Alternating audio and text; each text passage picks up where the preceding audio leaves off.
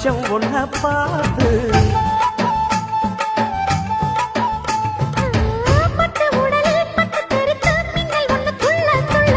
வெக்கம் துடிக்க விளக்கணைக்க ஜன்னல் கண்ணை மூடிக்கொள்ள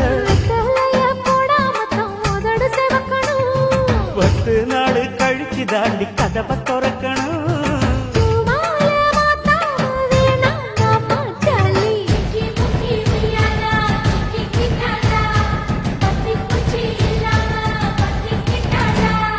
மச்சாங்கிட்ட முந்தானைய தந்து வப்பாளா,